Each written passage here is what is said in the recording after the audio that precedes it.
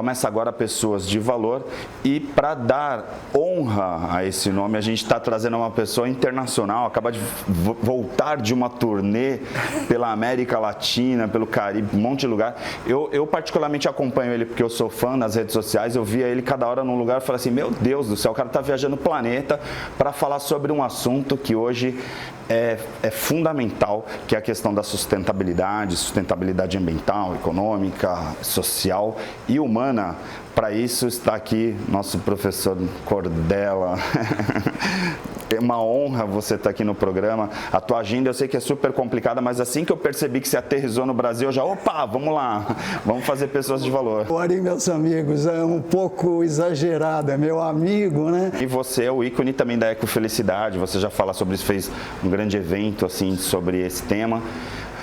A felicidade, ela está diretamente ligada a essa questão. Hoje em dia a gente está falando muito de ESG, né, da governança, sustentabilidade, mas você, pelo teu olhar, né, de especialista, tal, de um cara que estuda profundamente esses temas, você acredita que a Finlândia traz esse DNA da felicidade também por essa questão da sustentabilidade, ou a felicidade traz a sustentabilidade, traz uma consciência mais sustentável?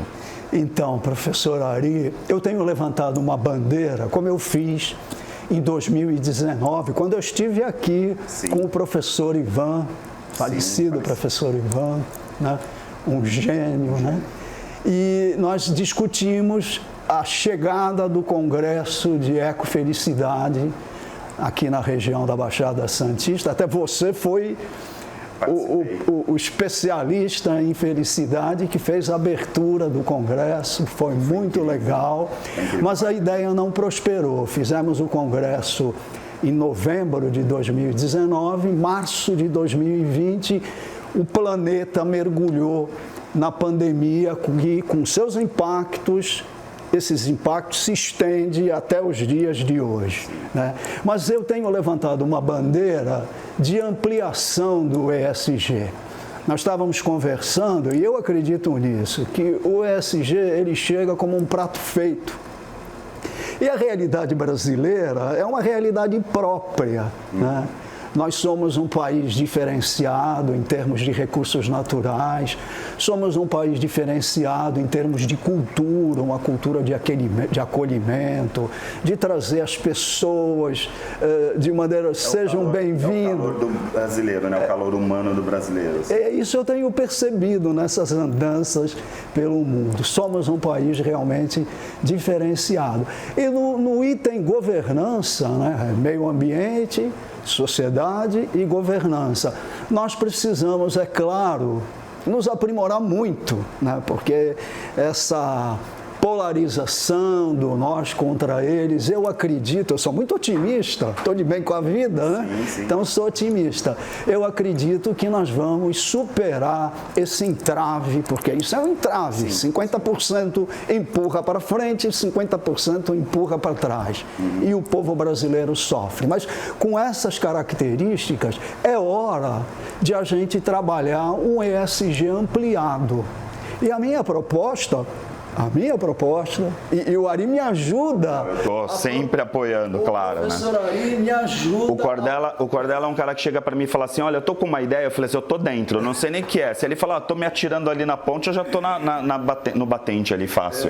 O professor Ari me ajuda a propagar a minha fé. Me lembra um pouco, fazendo um parênteses, quando o Joe Biden ele assumiu o governo dos Estados Unidos, entre os discursos dele, ele contou uma história que ele viveu com os avós, ainda adolescente, e o avô disse para ele, Joey, guarde a tua fé. E a avó corrigiu, não, Joey, propague a tua fé. Então, eu acho que é isso que a gente tem que fazer nesse momento em que as empresas estão abertas por um business case de sustentabilidade. Então, Cordella, aí você fala de empresas, né? Para mim a gente até conversou nos bastidores, mas trago também essa reflexão aqui para os nossos telespectadores, que é assim, eu sou de uma época do triple bottom line. Sim. Aí, hoje, a sensação que eu tenho, por exemplo, e aí na época discutia greenwashing, propaganda enganosa verde, aquela empresa que falava que era verde e na verdade tinha o selo verde e estava matando o oceano. Aí hoje eu vejo ESG meio como essa coisa da moda, assim, tá todo mundo falando em ESG e tal, mas não tem um pouco o lado das empresas estarem se preocupando com ESG porque hoje está na moda e aí vende, aí está todo mundo discutindo uma agenda, mas uma agenda superficial, porque aí vem um pouquinho o contraponto dos ODS, né, que é essa coisa dos Objetivos de Desenvolvimento Sustentável, que é assim, até que ponto o ESG abraça ou ele é limitado em relação, por exemplo, às ODS? É importante trazer essa reflexão, né? A nossa proposta de ampliação do ESG é a inserção de indicadores de felicidade, começando pelo nível de felicidade, qualidade de vida, bem-estar, engajamento no meio interno da organização. Nós já caminhamos muito na ciência da felicidade e nós temos material suficiente para fazer essas medições. Então, nós temos métricas para contar para um investidor, para contar para os diversos stakeholders que determinada empresa realmente é campeã de qualidade de vida, de felicidade para os seus colaboradores. Até porque se a gente for pensar, né, hoje a gente tem essa coisa do desemprego invisível, assim, que existe esse conceito de as pessoas estarem trabalhando, mas não estarem satisfeitas, entra naquela coisa do sistema dopaminérgico, né, de recompensa, quer dizer, as pessoas estão trabalhando, mas estão trabalhando só pela obrigação, e aí de repente se você traz um conceito de felicidade para dentro das organizações, a gente está falando assim de uma redução de burnout, de uma redução de ansiedade, quer dizer, impacta na produtividade também, né? Com certeza, diretamente, até porque no meio interno da organização existe uma rota de duas mãos. Assim como o empregador investe no nível de satisfação do colaborador, né, o colaborador devolve com engajamento e aí a produtividade, nós somos campeões de baixa produtividade. Quer dizer, eu acredito que antes do Brasil pensar numa reforma tributária, como se propaga por aí, nós temos que pensar numa reforma administrativa, porque a reforma administrativa, ela vai trabalhar no seu foco a produtividade. Então, a hora que a produtividade é baixa, o custo Brasil aumenta muito, né? E nós ficamos assim refém de modelos que estão um pouco ultrapassados. É preciso pensar um novo. A nossa proposta é o ESG-H, o H de happiness, felicidade, começando no meio interno da organização e depois transbordando para a sociedade, no entorno da organização. Porque quando a gente fala de toxicidade, muitas vezes a pessoa está trabalhando num ambiente tóxico na empresa e aí ela leva essa toxicidade para casa.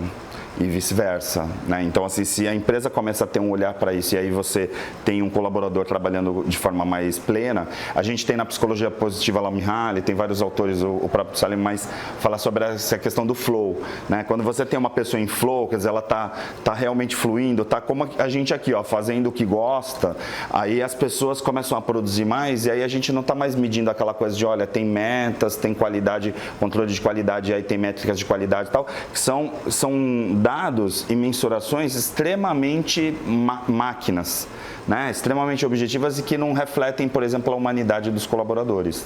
Essa proposta do Flow, né? Essa teoria apresentada pelo húngaro Mihaly, o nome dele é meio complicado. Mihaly. Todo mundo que já assistiu o programa já conhece Mihaly. Csikszentmihalyi é o sobrenome dele. Ele foi inspirado no Jung.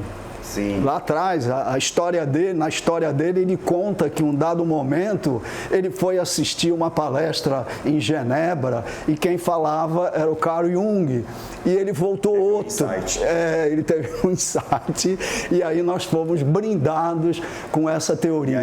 E aí dentro desse ESG com H maiúsculo, né, de happiness, a ideia de você trazer a felicidade para dentro do universo do mundo corporativo é uma forma também de a gente transformar a sociedade. com certeza, né? Eu acho que é o ponto de partida. Tem certos países que já contemplam os indicadores de felicidade como métricas importantes nas políticas públicas. Eu fiquei bastante impressionado lá com o topo do hemisfério norte, quando eu estive na Rússia, né? Fiquei um tempo em São Petersburgo. Para mim, Ari é a cidade mais bonita do mundo. Não existe... Me perdoe os santistas que estão ouvindo isso agora, né? Porque, e, claro, eu discordo dele.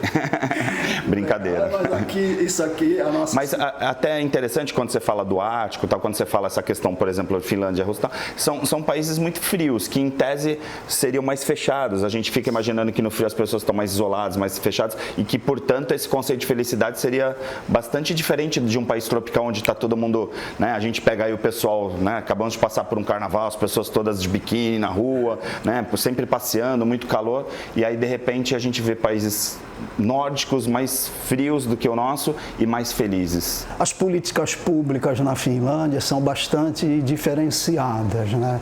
Principalmente no sistema educacional. O sistema era esse modelo que eu queria conhecer, queria chegar perto das florestas lá do Círculo Polar Ártico. Como eu dizia, estando na Rússia, começou um incêndio grande nessa floresta e o Putin, eu vi nas manifestações, deixa queimar porque isso não presta para nada, né? E essas florestas elas são, na verdade, juntas a maior floresta do planeta. A Amazônia é uma floresta tropical, sim, né? Sim. Mas, de qualquer maneira, conhecer a Finlândia nessa perspectiva que você está chamando a atenção é muito importante, porque o modelo é um modelo de buscar as fontes de satisfação dos cidadãos e trabalhar essas fontes de satisfação, né? Eu vi isso no Canadá também. O governo federal, municipal, provincial, porque lá não é estado, eles não dão um passo em suas políticas públicas sem levantar as fontes de satisfação e insatisfação dos cidadãos. Quer dizer, é uma governança. É o que teria que ser obrigação, né? Aqui é o contrário, aqui impõe, fala, olha, vai ser assim, acabou, né? É isso aí. Infelizmente. Então, nós vamos precisar caminhar muito, e eu acho legal, né, nós estarmos discutindo isso e você propagando a tua fé, sim, e me ajudando a propagar a minha fé. Porque quando fala, por exemplo, de um povo mais feliz, aí vem de novo a psicologia positiva, não tem jeito, aí Mihaly, mas aí tem o Seligman, essa coisa dos níveis, né? Tipo assim, amor, perdão, gratidão, e aí você chega num momento que você está em gratidão, e aí tem a ver com felicidade, que é essa coisa da autorrealização. Quando uma pessoa está autorrealizada, ela está num estado, uma das características é a contemplação. Quer dizer, você admira tudo, então você vê uma formiga, você fala, meu, olha só essa formiga, olha só essa planta. Agora mesmo a gente está gravando aqui, você pode ver, a gente está na de casa, claro, que é o lugar mais incrível de Santos, aqui é a nossa Rússia, né? Porque tem ambientes maravilhosos, mas você vê, olha só o cenário aqui, então tá um paisagismo, plantas, tal. Tem gente que vai entrar aqui e nem vai perceber isso, vai ficar, olha só aquele planejado. E aí então você vê uma pessoa feliz, em geral ela tem uma contemplação maior e aí ela não tem esse sentimento de destruição, né? Vamos derrubar essa árvore aqui para subir um prédio, então vamos destruir a planta ali para fazer uma garagem, uma piscina. Quer dizer, na verdade, tem muita ligação com essa coisa de uma pessoa estar realizada com a não destruição, né? Tem essa conexão também muito direta. Quando você fala de contemplação, professor Ari, me resgata um conceito que eu aprendi com um professor canadense, que eu me orgulho muito de ter sido aluno dele, o professor Pierre Danzerot. Ele trabalhava muito os inscapes. Landscape são os cenários, os inscapes são os cenários interiores. Quando eu faço a contemplação de um cenário maravilhoso em Jericoacoara, entendeu? Em Punta Cana, eu estou construindo cenários interiores que vão contribuir com o meu equilíbrio com o meio ambiente, né? Nessa proposta do ESGH, o nosso objetivo foi um objetivo estratégico. A hora que aconteceu esse boom do ESG, lá em 2020, Não entendo, porque o ESG foi proposto em 2004, mas foi em 2020 que ele sofreu um boom e depois a gente pode conversar sobre isso. Eu vou fazer o seguinte, então, vou te cortar, a gente vai fazer um intervalo muito rápido, porque aí eu vou ter mais tempo para o Cordella falar sobre esse conceito, tá bom? A gente volta num minuto.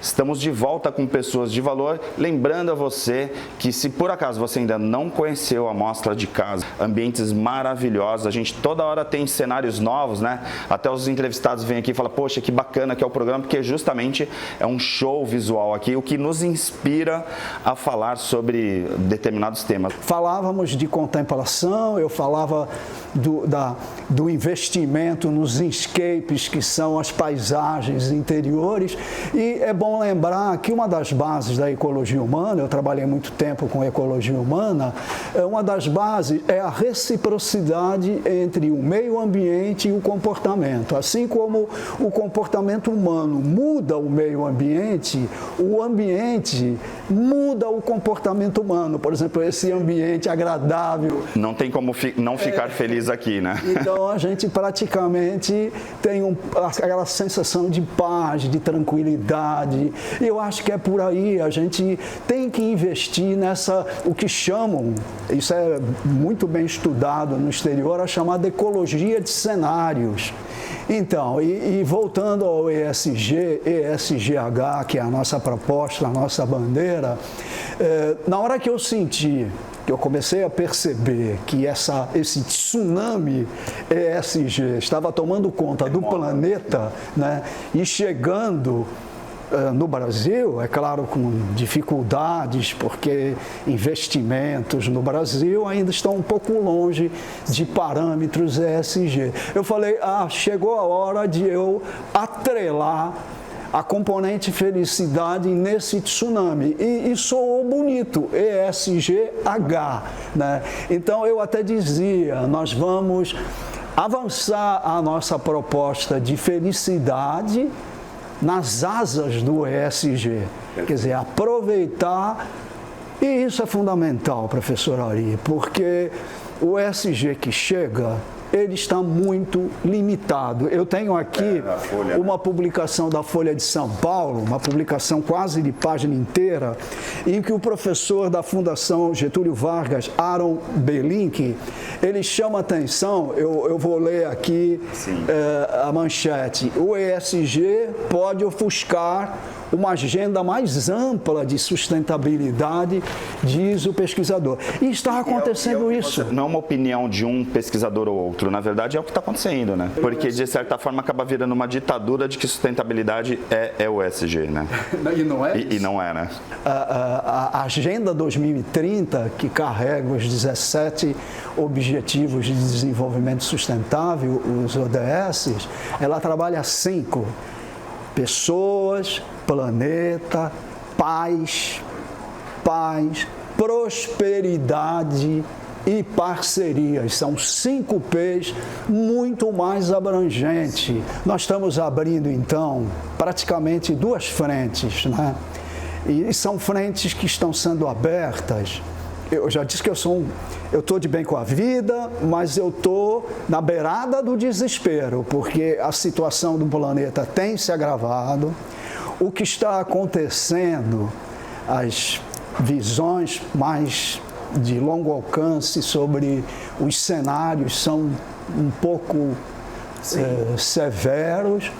Esse último encontro que teve em janeiro, de 16 a 21, o Fórum Econômico Mundial, né, ele usou como documento de partida um material que foi gerado por 1.200 especialistas sobre os riscos globais. Isso pode ser acessado na internet, que é o Relatório de Riscos 2023, e esses riscos apontam que nós estamos vivendo um momento que alguns veículos de comunicação, jornais, estão chamando de policrises ou múltiplas crises, que agem sinergicamente, agravando mais a situação. Uma coisa puxa a outra. Para mim vem esse conceito da criatividade humana, né, como uma das competências, uma das características nossas, e eu sempre fico usando aquela metáfora quando eu uso em treinamentos, de o fazendeiro que queria que a fazenda crescesse, e aí jogava a vaquinha, né, porque ele só fabricava leite, ele produzia leite, aí jogou a vaquinha no precipício, e aí a fazenda cresceu. Eu fico imaginando, às vezes, esses break-evens que a gente tem de planeta, que fala assim, agora, né, eu vi Leonardo Boff, li vários casos falando assim, o planeta tem mais 15 anos de vida porque vai faltar água potável, oxigênio. Aí vem um cara e fala assim, não, agora a gente inventou tal coisa, assim, então a gente está quase sufocando, vem a criatividade humana. A gente pode dizer que a gente está vivendo esse momento da zona de desconforto, a gente está saindo efetivamente dessa zona de conforto, de achar que a gente pode gastar quanto quiser os recursos naturais, para a gente efetivamente começar a criar soluções criativas e boas para fazer com que a gente não fique com esse discurso apocalíptico de que o planeta tem mais alguns anos de vida? Eu acho que esse discurso apocalíptico, ele precisa ser visto sob 2 ópticas, né? Uma primeira óptica é a óptica do alerta. Sim. Realmente as condições... já está, nós já temos um número de pessoas no Brasil e outras partes do mundo tocadas pela ansiedade climática. O que é a ansiedade climática? Começa a cair uns pinguinhos de chuva aí fora, o indivíduo já se desespera, porque ele já sofreu impactos de algo severo em termos de chuvas anteriormente. Então, é preciso a gente trabalhar uma frente, né? Aliás, uma frente que o professor Jadir me abriu para eu apresentar, que é a frente da conscientização, entender o que é consciência e mergulhar num processo coletivo de conscientização. Não basta o conhecimento humano. Nós precisamos trabalhar o conhecimento atrelado com a conscientização. E o conceito de consciência ajuda... É uma consciência única, né? Não uma consciência individual, mas uma consciência do planeta como todo, coletiva. Está aqui, inclusive, estou parecendo um mandrake tirando aqui da cartola. Não, faz parte. Né? Então, esse livro aqui, ele é alentador, porque o John McKee, ele é fundador do capitalismo consciente, lá em 2006, e tem trechos desse livro que chega a ser emocionante. Junto com esse indiano, Raju Sisodia, o Sisodia tem um outro livro sobre empresas que curam. Então, é um modelo de negócios em que... na verdade, é o ESGH para poder proporcionar essa cura para os colaboradores que vão levar essa cura para a sociedade. Isso aí. É a empresa formadora de opinião efetivamente, né? Não só gerar lucro.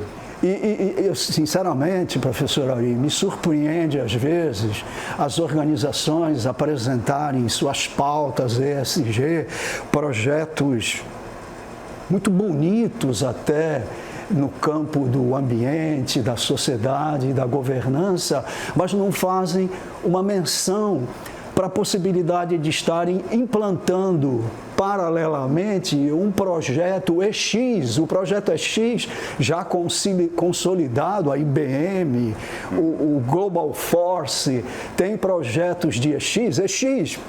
o telespectador, é o Employee Experience, a experiência do colaborador. Sim, a gente até trouxe o Antônio, que é vice-presidente da Epson, né, para a América Latina, nós falamos sobre a jornada, justamente sobre como tem essa construção da carreira dentro dessa jornada do colaborador. Né?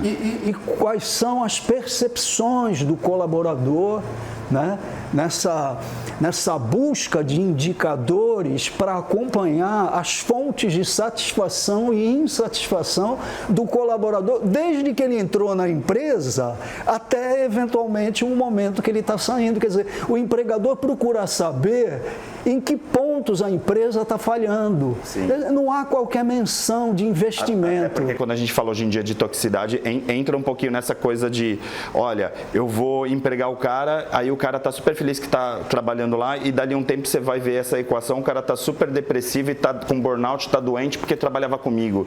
Então, assim, eu fiz mal para esse cara, não fiz bem. Né? Então, economicamente, de repente, ele até pagou os boletos, como a gente fala, mas em compensação está pagando com a sua própria saúde física e mental. Né?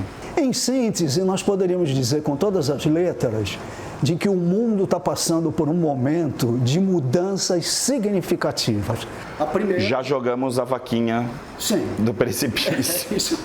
Mudanças significativas. No plano da matriz energética, o Brasil tem tudo nesse novo cenário geopolítico de ser um campeão de fornecimento de energia para os outros países.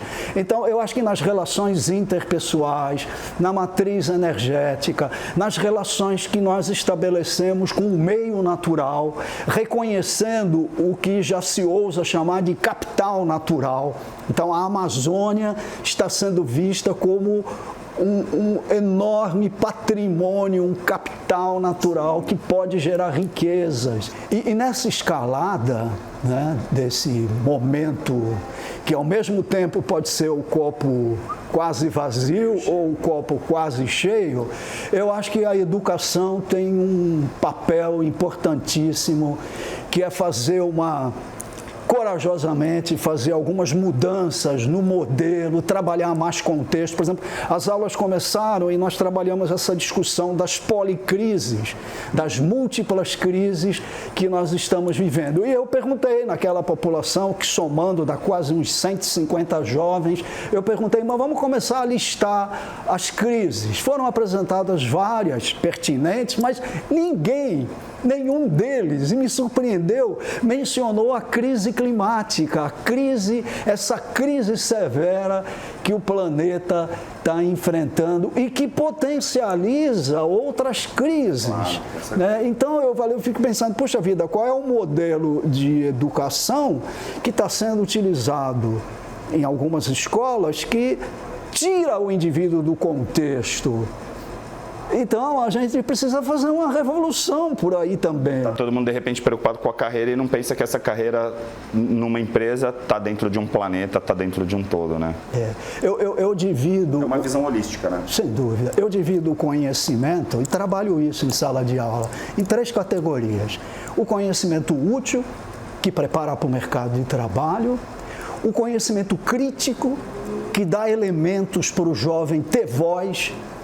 E em dado momento, sem ruído, porque não é o trovão que muda as coisas, é a chuva, sim, como dizia o Rumi, né? Então, um pensamento crítico, um conhecimento crítico que ele possa se colocar sobre a realidade que ele vive, e o conhecimento realmente útil, que é esse conhecimento, pessoal, que o professor Ari trabalha. O conhecimento realmente útil é aquele que faz as pessoas melhores.